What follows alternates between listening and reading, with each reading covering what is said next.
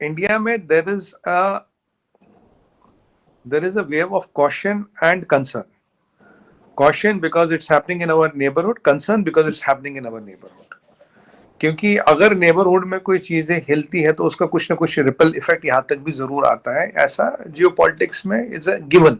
I can not say there will be no impact. We can debate on the quantum of the impact, but impact कुछ ना कुछ आएगा. देखिए अभी पाकिस्तान में फ्लड्स आई हुई है, इमरान खान वाला मसला चल रहा है, अभी ये कभी वो. उसके ऊपर फिर अगर हम ये भी देखें कि भाई आने वाले टाइम में आपका फाइनेंशियल प्लान क्या, फाइनेंशियल आउटलुक क्या. अभी डिफॉल्ट प्रोबेबिलिटी फिर 75% पहुंच गई है.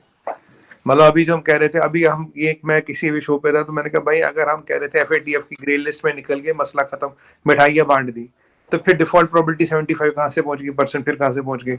ग्राउंड रियलिटीज होती हैं कि अपनी मंजी तले डांग फेरी जाती है. अभी आमिर भाई ने हवाला दिया इंडिया का, मतलब वो लव टू अगेन एक उसमें कंपेयर विद द इंडियंस. ठीक, अच्छी बात है, जरूर करा. अच्छा, वो भी हमारे साथ ही मैच डाले रखते हैं. जो है अगर वो बार बार अपने बयानिए में ये कहे कि हम बैंकरप्सी के सर पे पहुंच चुके हैं, तो आपको बाहर से कोई पैसा देगा?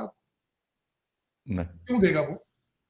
और जब आपका फाइनल युद्ध जो है वो तैयार हो चुका हो रवात के अंदर, आपको मैं वैसे आपके देखने वालों को बताना चाहूंगा कि पहले मार के हम पंजाबी जो है यहाँ से पहाड़ों से लोग उतर के आते थे तो हम उनको वेलकम करते थे, पानीपत तक ले जाकर उनको कहते थे अपनी जंग खुद लड़ लें. अब ये जो युद्ध है फाइनल पानीपत की बजाय रवात, रावलपिंडी के करीब, वहां होगा. और हमारे अमीरुल मोमिनीन जो है वो हाथी पर नहीं होंगे, वो बुलेट प्रूफ लैंड क्रूजर में होंगे और वहां से वो जंग का नजारा करेंगे अपना. तो ये अब देखें, एक ऐसा मुल्क जिसके पास फॉरेन रिजर्व ना होने के बराबर, उसको क्या जरूरत है जिहाद की? और मेरा आखिरी पॉइंट सर, सारे वाकये में जो हम बातें करते हैं, जो शाम के वक्त आपके एंकर करते हैं, कभी आपने कभी इमरान खान, शहबाज शरीफ या बिलावल भुट्टो के मुंह से सुना है कि हमने अगली जनरेशन को एजुकेट किस तरह करना है? नहीं. मुल्क के अंदर एक सनती रेवोल्यूशन, इंडस्ट्री रेवोल्यूशन किस तरह लाना है? कभी किसी ने जिक्र किया? नो. कभी किसी ने कहा है कि हम हकीकी तौर पर पाकिस्तान को मुआशी तौर पर आजाद किस तरह करेंगे? Exactly. Not a single time. तो आप जब आप तरक्की करना ही नहीं चाहते, आपके लीडर आपको तरक्की करते देखने ही नहीं चाहते, तो आप किस तरह तरक्की करेंगे? नमस्कार दोस्तों, भारत की आवाज़ में आपका स्वागत है. दोस्तों, आज के वीडियो में हम देखेंगे कैसे भारत तरक्की की नई इबारत लिख रहा है, वही पाकिस्तान के हालात दिन पे दिन बद से बदतर होते जा रहे हैं. आइए दोस्तों, आज का हम वीडियो देखते हैं. अराउंड मतलब where is Pakistan headed and what will be the ultimate thing happening, and nobody in Pakistan seems to be bothered about Pakistan. That is our problem. बिल्कुल ठीक है. तो सोमत भाई, आप एक तरफ मैंने ये नोट किया कि इंडिया जो है वो ग्लोबल साउथ को लीड करने की बात कर रहा है. पाकिस्तान जो है वो हमेशा उसने Pakistan never accepted India's hegemony, और Pakistan doesn't accept India to be the regional policeman. So ये जो ग्लोबल साउथ की लीडरशिप लेना है, मतलब आप नहीं समझते. एक तो है हमारी इकोनॉमिक कंडीशन कैसी है, लेकिन जो ग्लोबल साउथ में ममालिक हैं इंक्लूडिंग पाकिस्तान, वहां पे आप क्या समझते हैं कि जब इतने अच्छे ताल्लुकात नहीं है आप, और and you don't have a solution for all those regional countries, आप ग्लोबल साउथ के लिए इंडिया के पास कोई सोल्यूशन भी नहीं है, स्वाय इसके कि इंडिया जो है वो वेस्ट से बात करे कि ग्लोबल साउथ के लिए क्या करना चाहिए. सो इस सिचुएशन में where does India find itself with its neighbors, and where does India find itself with all the developing countries of the south? देखिए चीमा साहब, हमारे सभी साउथ की कंट्रीज के साथ अच्छे संबंध हैं. वो तो हमने देखा ही होगा, जितने समिट वगैरह हो रहे हैं. सार्क, एक नया सार्क तभी बन पाया ताकि सबसे संबंध अच्छे थे. That's why everybody agreed to move out of the SARC and come into a new SARC, right? ये आपको भी पता है. आज जितने भी हम इंटरनेशनल फोरम्स की बात करें, 8 बड़े और 10-12 छोटे, सब में हम मेंबर हैं.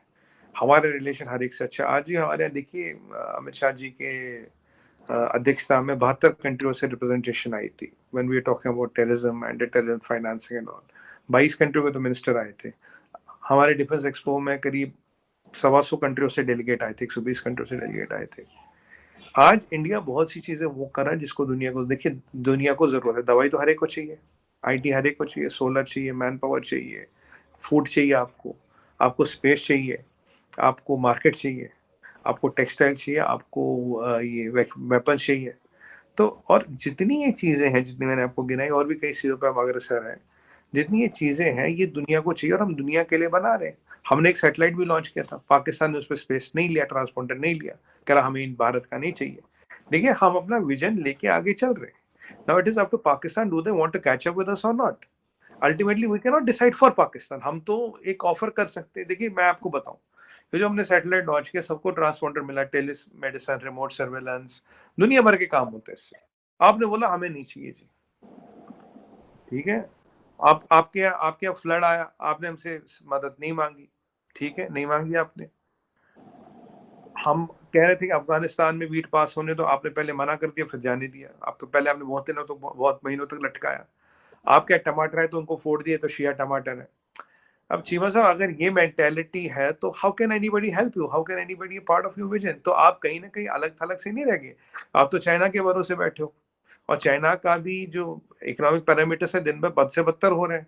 तो सवाल तो ये है कि on whose back is Pakistan riding now. पहले तो आप इतने साल तक अमेरिका के बैक पे चलते रहे, फिर अफगानिस्तान से अमेरिका का विड्रॉल हो गया तो आपने पाकिस्तान चाइना को पकड़ लिया। But is China a sustainable horse? Is China somebody where you can bet your money on? Answer is no. Do you trust China? Answer is no. Can you trust China? Answer is no. Can anybody trust China? Answer is no.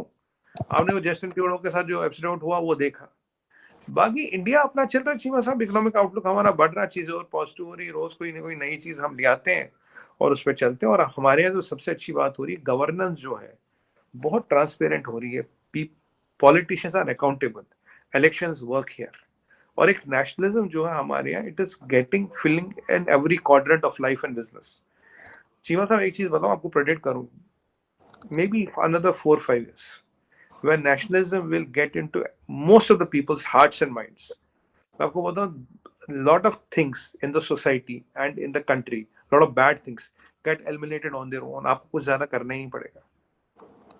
आपने उस दिन मुझे पूछा कि भाई आप China का सामान नहीं लेते, मैंने कहा नहीं चीमा साहब मैं चाइना का सामान ले, मुझे फ्री में भी देगा तब भी नहीं लेता। भाई तो मैं देख रहा था काफी लोगों ने उस पर डाला था, हम भी नहीं लेते, हम भी नहीं लेते, हम भी नहीं लेते। तो जब ये चीज, ये यूफोरिया और नेशनलिज्म हर चीज पे जाएगा, काम के ऊपर फोकस्ड है, हम कभी कहते हैं जी हमारा दुश्मन है तो ये कर लेंगे, हम वो कर लेंगे, हालांकि हम कर कुछ भी नहीं सकते, सिर्फ बातें करते हैं। वो अपने काम के साथ लगे हुए हैं, अरब दुनिया के साथ हो, वेस्टर्न वर्ल्ड के साथ हो, इवन चाइना के साथ हो, सारी चीजों को। और इस वक्त उनको ग्लोबल लीडर के तौर पे लोग सर ले रहे, बड़ी रिस्पेक्ट उन्होंने पाई है, नरेंद्र मोदी जी हो, जयशंकर साहब हो या कोई और। उसके मुकाबले में सर हमने जो मुकाम था भी उसको भी खो दिया।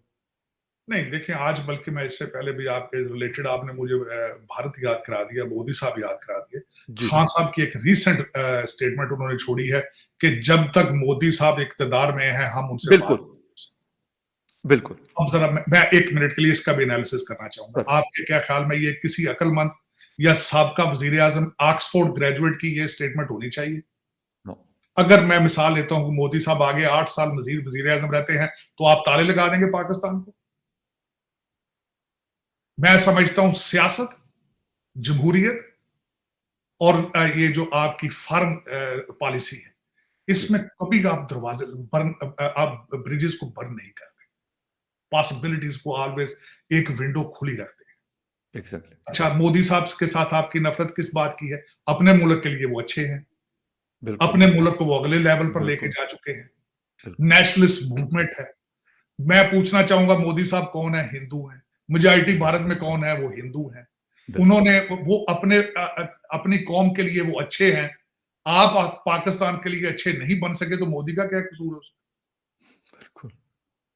आप ये बताएं कि मोदी साहब, आपको क्या तकलीफ है मोदी साहब के? क्या आप उनसे बात नहीं करते? नुकसान आपका है या मोदी साहब का? वो तो अपने पांव पे खड़े हैं। वो तो नेपाल जाते हैं, बांग्लादेश जाते हैं, उनको वो एड देकर आते हैं, कर्जे देकर आते हैं। बिल्कुल, श्रीलंका को। हाँ, श्रीलंका। तो आप, मेरा बस नुकसान किसका है? अब आप सिर्फ दालें और सब्जियां नहीं मंगा रहे हैं आप उनसे, तो आपकी दालें सब्जियां पंजाब के अंदर, पाकिस्तान के अंदर बहुत ज्यादा महंगी हो चुकी है इस वक्त। आप अफगानिस्तान से सब्जियां मंगा रहे हैं, उस पर फ्रेट ज्यादा पड़ता है। दालें महंगी आप भारत से नहीं मंगा रहे, आप ऑस्ट्रेलिया से ले रहे हैं। सिर्फ सबसे बड़ी वजह यह है कि वो बहुत महंगी हो चुकी है। लेकिन आप कौमियत नहीं है, नेशनलिज्म आप नहीं। अगर मोदी नेशनलिस्ट है अपनी कौम के लिए तो आपको क्या तकलीफ? अगर कोई अपनी कौम के लिए अच्छा है, आपको उससे कुछ सीखना चाहिए, लर्न करना चाहिए, बजाय तनकीद, बराए तनकीद और गुस्से में आकर, नजायज गुस्से में आकर। तर हकीकत बात यह है, ये भी सेंटिमेंट्स क्रिएट किए गए हैं आपने मजहबी बेसिस पे।